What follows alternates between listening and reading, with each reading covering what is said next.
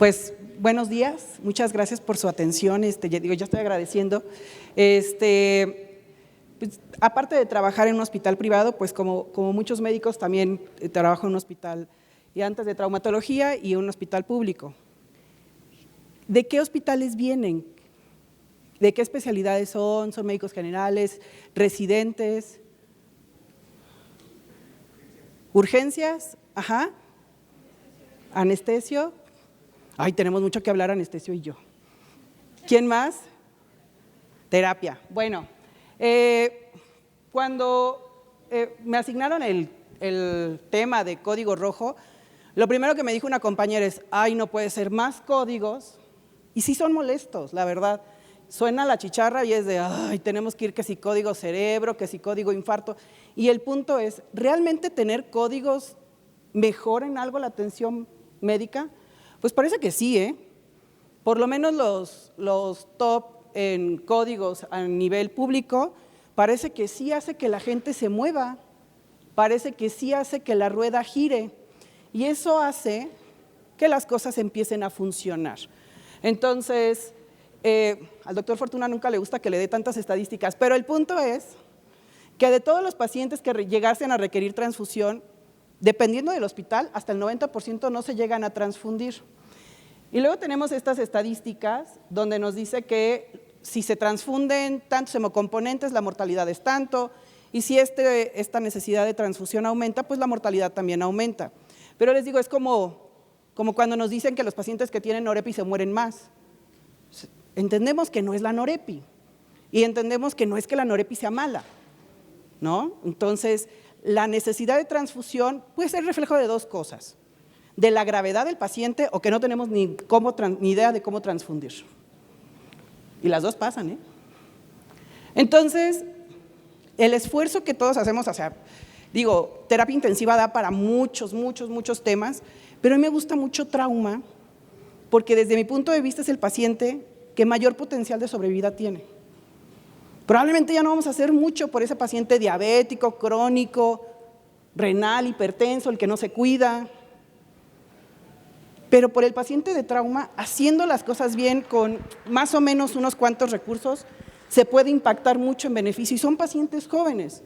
Entonces, como en ninguna otra grupo, hay muertes prevenibles en trauma. En Estados Unidos hay quienes comentan que llega a ser desde el 20 al 30% de muertes prevenibles. La mayoría, y aquí entra urgencias y entra terapia, la mayoría es la atención inicial.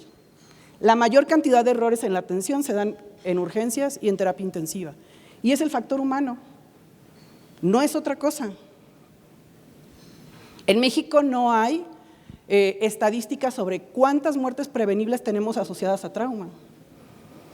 Entonces, esto es para todo lo que no es trauma. A ver, sí, ¿quiénes son los que más se transfunden en un hospital? Pues sí, trauma se lleva las palmas, hemorragias gastrointestinales, cirugía cardiovascular, neoplasias, y pueden decir, miren, yo no veo trauma, mi cliniquita privada, en mi hospitalito privado, yo no veo trauma, no veo onco, mucho menos cirugía cardíaca, pero ojo con esto, anestesio, por ejemplo, hasta el 1% de todas las cirugías selectivas pueden requerir transfusión masiva.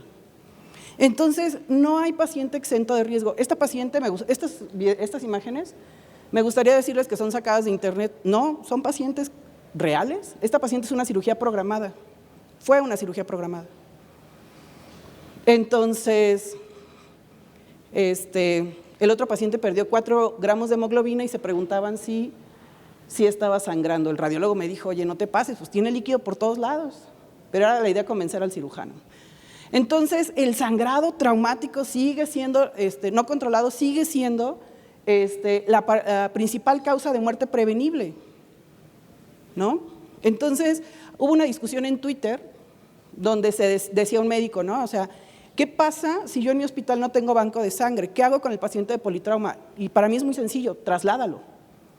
No tienes nada que ofrecerle, más que hacerle perder su tiempo, trasládalo, ¿no? Entonces, cuando hablamos de cómo activar estos códigos, de dónde empezar, pues lo primero es identificar, ¿no?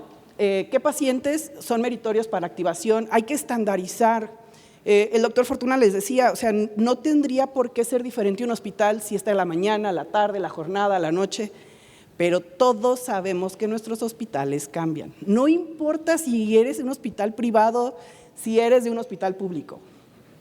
Y la idea es que no sea así. La idea es que si no está el jefe, que si el jefe, todo funcione de la misma manera. Entonces, por ejemplo, es un paciente de una artroscopía. Y cuando yo le dije al traumatólogo, doctor, su paciente está sangrando mucho, me dijo, es normal. Esto es una cirugía programada, una artroscopía. Y así se llenan los botes y los botes y los botes. Cuando me hablaron, ya llevaban esta cantidad de sangrado. Cuando activaron, el paciente ya estaba casi en paro. Ahora, ¿quiénes se deben de involucrar? ¿Quiénes le entran a esto? ¿No? Quirófano que es muy rudo, muy complejo, muy raro quirófano. Entonces, banco de sangre. Banco de sangre se tiene que involucrar para saber cuándo sí es en serio. Tengan la entera certeza que cuando yo levanto el teléfono y le digo, soy la doctora Cuellar y me escucha Banco de Sangre sabe que es en serio. Pero no tendría que ser operador dependiente, tendría que ser que en cuanto se active, las cosas se hagan como se tienen que hacer. Urgencias, terapia intensiva. Hay hospitales donde terapia intensiva dice, yo no salgo de mi terapia hasta que el paciente llegue. ¿Por? ¿No? Enfermería, farmacia. Los hospitales privados, antes para pedir todos los complejos protrombínicos, fibrinógeno, me pedían una carta de la aseguradora. Ay, dije, llega mañana y el paciente no va a llegar a mañana. Se tienen que romper estas barreras, ¿no? Entonces, se habla y se gestiona que a través de la protección de la activación de un código se justifica no tener la autorización de una aseguradora. Y eso no viene en los libros, pero se tiene que aprender con el tiempo. Tiene que ser un trabajo en equipo. Y claramente el trabajo en equipo se arma, yo les digo que no tendría que ser, pero dependiendo del logo de la bata. No es lo mismo tener a la aguilita que tener un hospital privado. Quiero ver que un cirujano no quiera operar un paciente, ¿no? O que el anestesiólogo me diga, híjole, es que si no tiene 10 de hemoglobina no lo voy a pasar. Ahí no pasa. Entonces todos nos tenemos que involucrar. A ver, ¿cómo empieza esto? Uno, la activación. ¿Quién lo debe de activar? El que sepa, ¿no? Control del sangrado, identificar la necesidad de transfusión masiva, activar en banco de sangre. La reanimación inicial no puede tardar más allá de 15 a 30 minutos a partir de que se activa y continuar con monitoreo, ¿sale? Hay que considerar otros agentes en ese momento. Una vez que se activa, una vez que identificamos que un paciente está con hemorragia masiva, con coagulopatía, pues no dices, bueno, vamos a pedirle 2 paquetes y vemos cómo responde, porque ese paciente ya se va y si no nos apresuramos no lo vamos a alcanzar, así funciona, ¿no? Entonces, ¿qué debe de tener un protocolo? Ojo con esto, estas son pautas que cada quien puede llevar a su hospital y decir, nosotros lo vamos a hacer así, porque nos funciona así y ya nos pusimos de acuerdo con Banco de Sangre para hacerlo así. Entonces, hay que tener bien claros los criterios de activación, ¿sí? Disponibilidad de productos. No es lo mismo, por ejemplo, el hospital privado donde yo trabajo, donde me dicen, tenemos 3 paquetes globulares. Al hospital de trauma que yo tenía, abría un refrigerador y había cientos de paquetes. No es lo mismo. En el privado yo nunca he podido pasar crioprecipitados. En el hospital, en el de traumatología, los únicos que pedían crioprecipitados eran los de terapia intensiva. Y decía, ¿por qué? ¿Por qué no urgencias? ¿Por qué no quirófano? Porque no sabemos para qué son los críos, bueno, al menos los crioprecipitados. Entonces, metas transfusionales, ¿a dónde voy a llevar al paciente? ¿Sale? Me decía un cirujano plástico, no, es que yo para que pase a tu paciente tiene que tener 14 de hemoglobina. Y yo, ay, no va a pasar, no va a pasar. 10 y vemos, ¿no? O sea, no. Entonces, uso de coadyuvantes a la transfusión.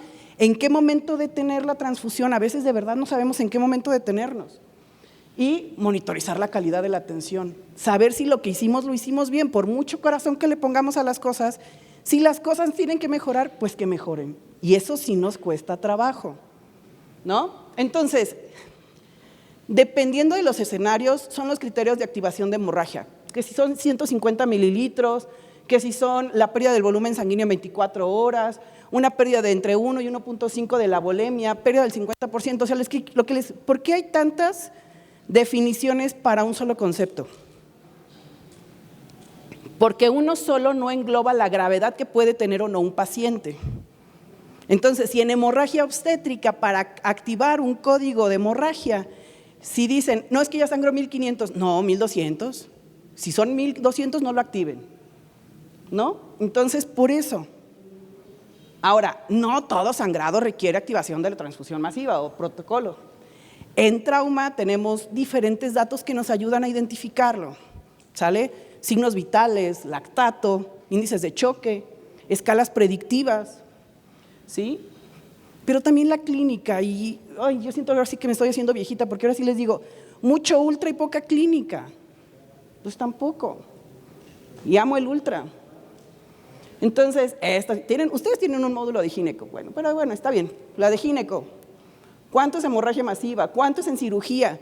Le digo al cirujano, dime si tu sangrado es el esperado. Y parece que se ofenden, y es de bájale, tranquilo, tranquilo. Eres el mejor, todo va a estar bien.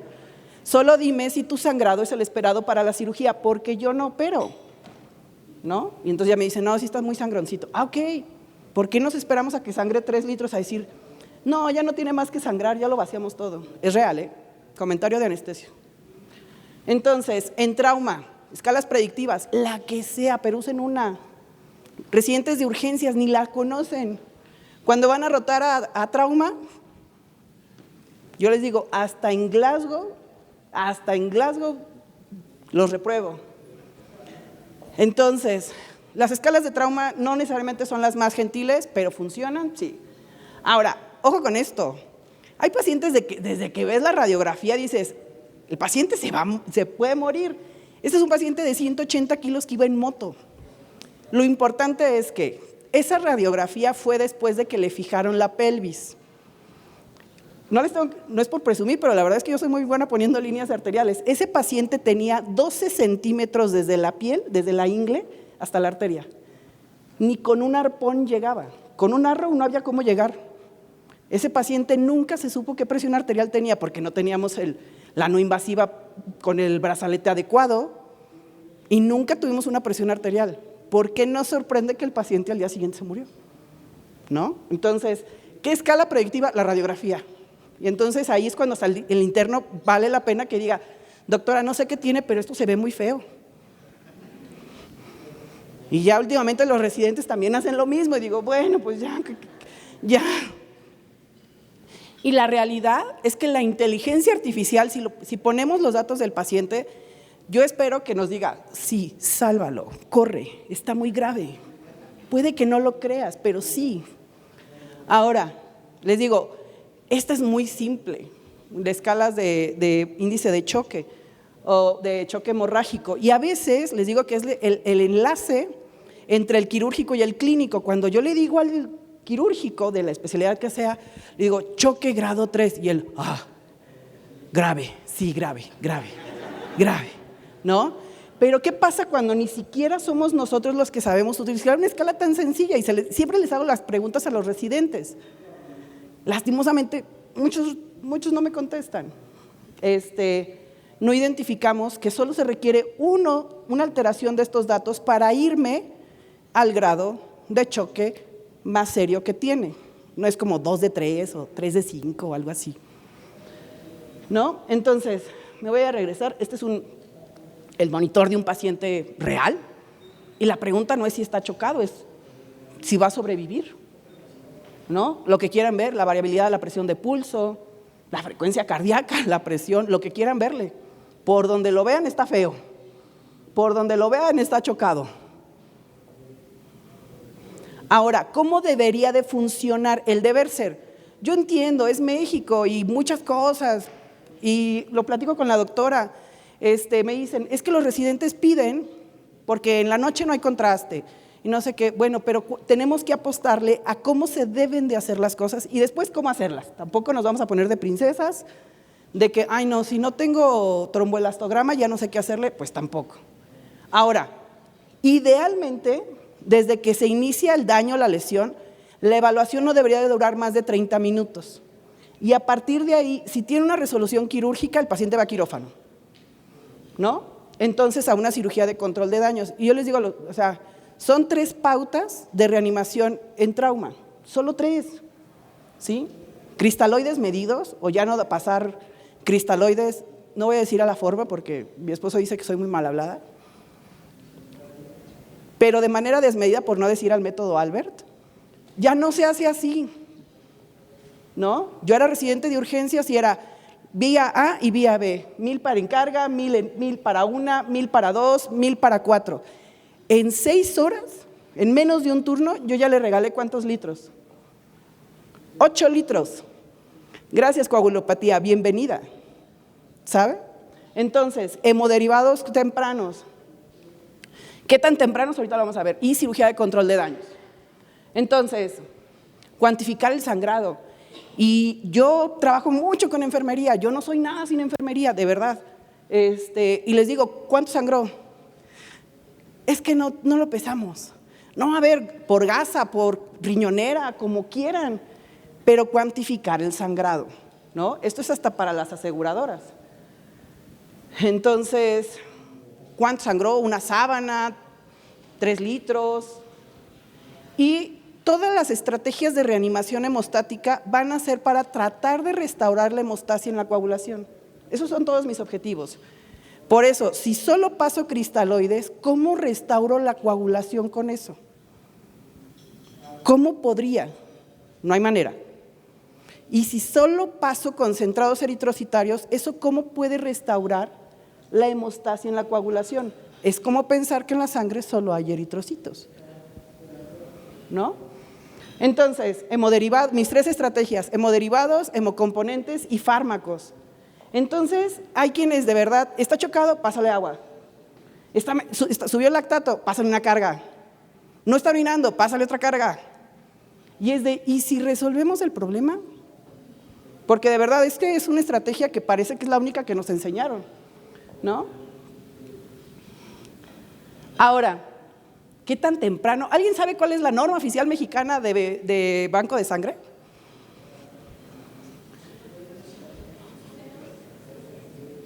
¿Cuál? Sí. ¿Eso por qué nos ayuda? Porque no importa qué logo yo tenga en la bata, yo tengo que saber que hay 3 momentos para pedir a banco de sangre un hemocomponente. Primer momento, ¿no? Grupo YRH.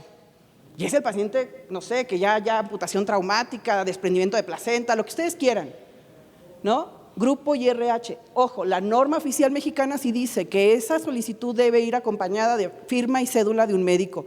No dice el médico tratante ni médico especialista. Médico con cédula. Antes Banco de Sangre me decía, ¿puede venir a firmarlo? Y yo, espérame, estoy intubando. ¿Me esperas tantito?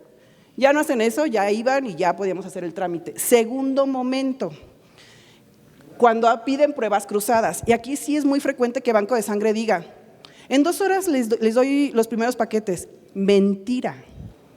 Tienen un máximo de 2 horas para entregarnos lo que estamos solicitando y un mínimo de 40 minutos, que ahí sí, o sea, 40 minutos es el tiempo que toma hacer unas pruebas cruzadas. Pero yo, cuando ya digo, necesito paquetes de sangre, banco de sangre, uno ya sabe. 2, ¿en cuánto tiempo los voy a tener? En 2 horas, no te escuché bien. En 40 minutos, doctora, gracias. Y esto no tiene que ver con el autoritarismo, ni mucho menos. Tiene que ver que hay una norma oficial mexicana que avala estas intervenciones. Y el no saberlas puede conllevar casos médico-legales. Es de doctor, ¿por qué si usted pidió a tales horas no empezó a transfundir a los 40 minutos? Es que Banco de Sangre me dijo que a las 2 horas. ¿Dónde dice eso? ¿No? Entonces, vámonos rápido. Coagulopatía, de esto van a hablar más adelante. Iniciada por el trauma, que continúa, como dice el doctor Fortuna, con el segundo daño, que es el manejo, con una reanimación inadecuada prácticamente. Ahora, no perdamos de vista los fármacos. En COVID llegué a ver pacientes que tenían Clexane, Xarelto y aspirina. Yo dije, menos mal que no tosieran tanto, ¿no? Entonces, ¿Qué medicamentos? ¿Hay algo que se me está yendo? Y otras coagulopatías. Entonces, esto es una manera de empezar, que les digo, cada quien necesitaría trabajar en su hospital. Criterios para activar código hemorragia. Importante, el paciente requiere manejo quirúrgico. Si es sí, se va a quirófano. No es, ay, es que hasta que tenga 2 aféresis plaquetarias, 6 paquetes globulares, 4 plasmas descongelados y los tiempos normales. Así no funciona, ¿no? Se va a quirófano. Ahora, no requiere intervención quirúrgica. ¿Cómo empezamos? Les digo, esto es variable. Por lo menos calcular plasma por kilo de peso. Cuando piden un plasma es como, por kilo de peso son al menos 3 plasmas. En un adulto convencional, ¿no? Ahora, ¿qué más hacer? ¿Qué parte sí es la del médico? Porque ahorita hablamos mucho de los cirujanos, pero ¿qué parte sí nos toca a nosotros como médicos? Un acceso vascular o intraóseo si no hay. Garantizar ciertas presiones dependiendo del contexto. Cuándo se aplica hipotensión permisiva, cuándo no. Temperatura. Hay pacientes que llegan con temperatura de 32 de quirófano y es de, oye, le hubieras puesto un fogón, alguito. ¿Cómo no pueden esperar que hagan coagulopatía? ¿No? ¿En qué momento iniciar tranexámico? Le decía al doctor Fortuna que llevamos 5 años, sí, porque antes me decían, ¿y en tableta? Y yo, ¿y si no? ¿No? Tranexámico en tableta, no, pues dile al paciente que lo vaya masticando. Ahora, tienen tromboelastograma, úsenlo, gástense los insumos, no le hagan caso a sus jefes de, no lo usen porque luego cuando haya pacientes no vamos a tener insumos, que se acaben para que estén insistiendo, por no decir fregar, para que consigan más, es la única manera. No tenemos, en la batita de los Vázquez Raña, solo hay 2 hospitales que tienen tromboelastograma y solo uno funciona. Entonces, estar en un hospital privado con seguro de gastos médicos no garantiza que tengan estos equipos. Entonces, detener el sangrado, hipotensión permisiva cuando sea el caso, fluidoterapia restrictiva, cristaloides restrictivos, por favor, terapia dirigida por metas, eso lo vamos a hablar, temperatura, pH. Ahora, si no pude captar su atención en lo que llevamos hasta ahorita y solo puedo captar su atención en este momento, les prometo que vale la pena. A ver, casi de parámetro intervención, ¿sale? Ok, parámetro, el paciente está sangrando y por muy obvio que parezca, ¿cuál es la intervención? Detengan el sangrado. El paciente tiene una amputación traumática y te dicen, pásale 3 ámpulas de tranexámico. ¿Para qué? Mejor un buen torniquete. En lo que va a cirugía, ¿sale? Condiciones hemostáticas. Y ojo, esas siguen siendo de la atención inicial. A ver, calcio. Casi puedo saber de qué año es su examen de consejo cuando me dicen, pero doctora, no le hemos pasado el primer paquete, ¿para qué le pasamos calcio? Y es de, tenemos problemas. Si me preguntan por qué le vamos a pasar calcio antes de pasar el primer paquete globular, sí tenemos problemas. Y hay quien me dice, pues ya sangró, el paciente ya perdió calcio, ¿no? Entonces, pH, temperatura, niveles de calcio ionizado. No tengo gasómetro con calcio ionizado. Bueno, pues el calcio es como un vaso con agua, no se le niega a nadie. Pásenle 2 gramos. Ahora, tratamientos previos, súper importante. ¿Toma aspirina? ¿Anticoagulantes? ¿No? Porque ahorita la verdad es que es muy frecuente que utilicen anticoagulación oral. Sabemos cómo tratarlo cuando tienen estos fármacos y ahora sí viene lo bueno, ahora sí viene por lo que vienen a los congresos. Tranexámico, ¿no? Concentrados de fibrinógeno. A mí en la priva me dicen mucho, es que ya no le puedo dar más plasma, doctora, porque es incompatible. No pasa nada, pásame complejos protrombínicos y fibrinógeno. Y ya afortunadamente los últimos son los más raros, cuando ya tienen problemas de coagulación compleja, ¿no? Pero aún así pudimos hacer un diagnóstico de hemofilia adquirida en un hospital de trauma. Monitorizar a los pacientes, ¿sale? Entonces, esto puede variar. Ahora, hemocomponentes, ahora sí distinguir entre qué es un hemocomponente y un hemoderivado. Creo que toda la carrera lo dije al revés o lo dije mal, ¿no? Entonces, hemocomponentes, concentrados eritrocitarios, plasma, plaquetas, ¿no? Hemoderivados, complejos protrombínicos, fibrinógeno sintético, albúmina. ¿Cuánto? ¿Cómo? Ese es el chiste. Tranexámico, yo no sabía que se usaba tanto en la estética. Funciona bastante bien, va a haber una clase específica de esto. ¿Cuándo funciona? ¿Cuándo no? No lo usen en sangrado de tubo digestivo, casi no funciona. Funciona muy bien en trauma. Fármacos, desmopresina. Esta es la pregunta más masquiñosa que le hago a los residentes de urgencias del IMSS. ¿Por qué la desmopresina? Les digo, ¿sí saben que es el único? Antes. Era el único protrombótico que había. Y solo funciona en una población. Bueno, 2. En los de von Willebrand, ¿y cuál otro? Una población bien escasa en el IMSS. Pacientes con síndrome urémico. Porque los pacientes con síndrome urémico tienen alteraciones en la agregación plaquetaria. Entonces, no solo funciona para la diabetes insípida. Calcio, no se lo nieguen a nadie, por piedad, o sea, aunque no tengan calcio ionizado, 2 gramitos, no pasa nada. El etamcilato, en el mundo ya no se vende, en México sí. Lo aman, de verdad, aman el etamcilato, el dicinone. Pásale 2 de dicinone, ¿para qué? Pero de verdad es un pelear que ya llega un punto en que ya es por demás. Entonces dicen que ¿cuál es el mejor lugar para el etamcilato o el dicinone? El bote de la basura. No sirve. Entonces ya no se peleen, pues hay batallas que se ganan y no todas vale la pena pelearlas, ¿sale? Ahora, ojo con esto, todo esto que estamos haciendo no es inocuo. Transfundir un paciente, pasarle tranexámico, pasarle plasma, pasarle fibrinógeno, ¿qué le llega a pasar al paciente? Desde lo más normal, hipotermia, acidosis, desequilibrio electrolítico, y ojo, el paciente que sangra, lo primero que va a hacer es empezar a trombosarse. Y con los gínecos batallo mucho de, ¿ya le puedo poner Clexane? Pero casi están apenas comiéndose medio bolillo del susto y yo ya les quiero anticoagular, porque estos pacientes de cuando se detenga el sangrado, o incluso antes, empiezan con un estado protrombótico, más el que nosotros le agregamos por nuestras intervenciones. Entonces, esto va a ser muy rápido. Esta es la estadística de, por ejemplo, una parada cardíaca traumática versus una parada cardíaca normal. Este hospital publicó un artículo de un paciente que estuvo en compresiones cardíacas 1 hora 15 minutos y el paciente salió neurológicamente íntegro. Es una belleza. En trauma, el paciente se muere muchísimo más en parada cardíaca y esto se debe a que probablemente no estamos identificando la causa, a diferencia de una parada cardíaca convencional.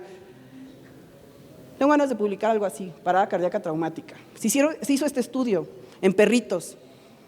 Lo siento, no se dejen llevar por la imagen del cachorro. 3 grupos, a todos los exsanguinaron hasta la parada cardíaca. A un grupo, solo compresiones. Segundo grupo, compresiones y reanimación. Tercer grupo, solo reanimación. ¿Quién creen que falleció, que tuvo mayor mortalidad? Adivinen. ¿Quién tuvo mayor mortalidad? A los que solo le dieron compresiones. Entonces, imaginen en un lugar tan dogmático como este que yo les diga, si tú en parada cardíaca traumática, si solo le das compresiones, garantizas que tu paciente se muera. En trauma funciona así. Está bien interesante esto. Entonces, ya no tenemos tanto tiempo, pero bueno. ¿Por qué en neumotórax el paciente no va a salir adelante? Porque hasta que no se resuelva el neumotórax, el paciente no va a salir. Entonces, una vez que se concluya esto, tiene que haber una retroalimentación con el equipo de trabajo. Si se activó a tiempo, qué hicimos, en cuánto tiempo, hicimos las cosas como tenían que hacer, podemos mejorar, ¿no? Entonces, momentos para detener la reanimación hemostática. 1, logramos detener el sangrado. 2, ya no se beneficia y el paciente se va a morir. ¿No? Entonces, en llegada masiva, ¿cuáles son mis metas? Hemoglobina de 10, ¿no? Tiempos de coagulación normales, fibrinógeno por arriba de 180. Esta es una paciente obstétrica que les digo, o sea, tiempos un poquito alargados, hemoglobina de 8, 32,000 plaquetas. La paciente, ojo aquí, ya no sangraba. El tromboelastograma, que es el de este lado, normal. ¿Saben cuántas plaquetas le pasamos a esa paciente? Ninguna. Porque esas 32,000 hacían toda la chamba. Para eso también sirve el tromboelastograma, ya no le sirve a la paciente. Y ya, este es con lo que me gusta cerrar. Es una paciente de una cirugía programada. Nunca tuvo TA, no tuvo TA durante 3 horas antes de la cirugía. Yo le puse la línea arterial femoral al primero.